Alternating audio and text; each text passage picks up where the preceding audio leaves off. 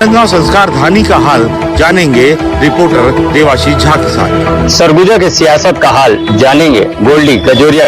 मैं राजनांदगांव से देवाशीष झा। पल पल की खबर देखिए 4 जून को दिन भर सिर्फ एशियन न्यूज पर। इधर देश में लोकसभा चुनाव के लिए वोटिंग खत्म हो गई है। 4 जून को लोकसभा चुनाव के परिणाम आने वाले हैं। राजनांदगांव भाजपा कार्यालय में मतगणना के लिए नियुक्त कर्मियों को आज ट्रेनिंग दी गई। मतगणना कर्मियों को 17C के फॉर्म को कैसे डिस्प्ले में उपयोग करना है, इसकी ट्रेनिंग दी गई।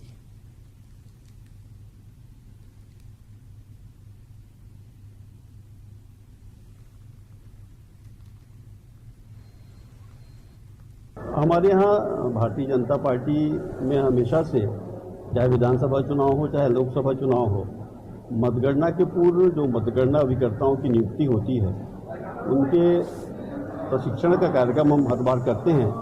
और उसी तारतम्य में आज जो 4 तारीख को जो मतगणना होनी है लोकसभा चुनाव की, उसके लिए आज मतगणना अभिकर्ताओं के प्रशिक्षण का कार्यक्रम रखा गया था।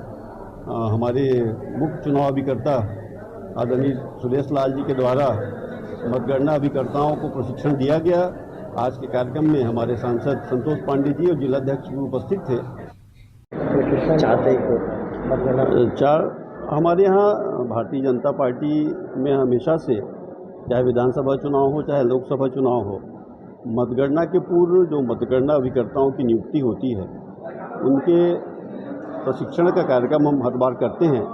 और उसी तारतम्य में आज जो 4 तारीख को जो मतगणना होनी है लोकसभा चुनाव की, उसके लिए आज मतगणना अभिकर्ताओं के प्रशिक्षण का कार्यक्रम रखा गया था। हमारे मुख्य चुनाव अभिकर्ता आदरणीय सुरेश लाल जी के द्वारा मतगणना अभिकर्ताओं को प्रशिक्षण दिया गया। आज के कार्यक्रम में हमारे सांसद संतोष पांडे जी और जिलाध्यक्ष भी उपस्थित थे। सभी मतगणना अभिकर्ताओं से आग्रह किया गया कि 7 बजे आप सब स्थल पर पहुंच जाएं। उसके साथ जो कागज़ और जो हमने जो चार्ट बनाया है उसको साथ में लेके जाएं। और जो 17C का फॉर्म है जो हमको बूथों में मिलता है, उसका मिलान जब डिस्प्ले किया जाए उसके साथ करवा दिया जाए। और करवाने के बाद फिर जब परिणाम की घोषणा हो, उसका भी जो अपने जो हमने चार्ट बनाया है उसमें उसको एंट्री कर लें। और अंत में ARO के पास उसको पहुंचा करके उनसे आग्रह ये किया गया है कि पूरे चुनाव तक, आखिरी राउंड तक के हम सब वहाँ उपस्थित रहना है और पूरे परिणाम को लेकर के वहाँ से उठना है। एक दूसरा महत्वपूर्ण विषय ये बोला गया है कि भाई चूँकि एक अभियान है, महाकुंभ है, और हमारा भी दायित्व है राष्ट्रीय पार्टी के कार्यकर्ता होने के नाते हम मतगणना अभिकर्ता के रूप में भारतीय जनता पार्टी को रिप्रेजेंट कर रहे हैं। चुनाव की गणना में कैसे हम उनको सहयोग कर सकें और कैसे स्मूथ तरीके से ये मतगणना का कार्यक्रम हो सके, इसकी चिंता हमको भी करना है। यदि वो लिख देता है तहसीलदार या डिप्टी कल जो भी उसका पदांकन हो वो लिख देता है तो पर्याप्त है। और ये भी आगे जान लो, ये मैं संक्षिप्त में पूरा कर रहा हूँ। 13A में वो प्रमाण पत्र है जो कोई अधिकारी, गजटेड अधिकारी उस वोटर के संबंध में देता, ज्यादा मतलब का नहीं है।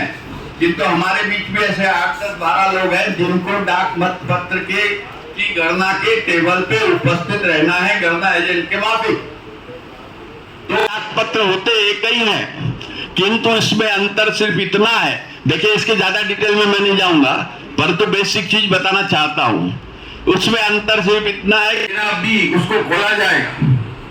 13A में उस अधिकारी का जो नाम, दस्तखत ये होना। 13A, 13B और 13C का कमाल उसमें है। 13C वो है जिसपे 13A और 13B रहते हैं।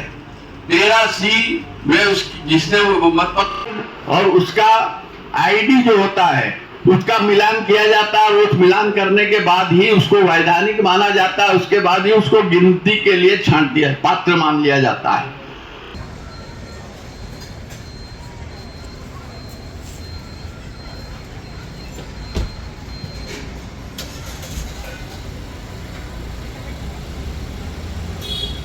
नेताओं के तमाम वादों दावों पर क्या है जनता का जवाब, देखिए। देखिए एशियन न्यूज पर।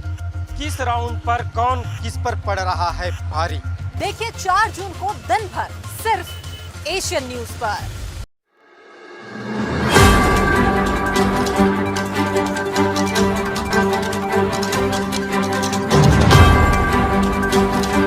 राजनांदगांव संस्कार धानी का हाल जानेंगे रिपोर्टर देवाशीष झा के साथ। सरगुजा के सियासत का हाल जानेंगे गोल्डी कजोरिया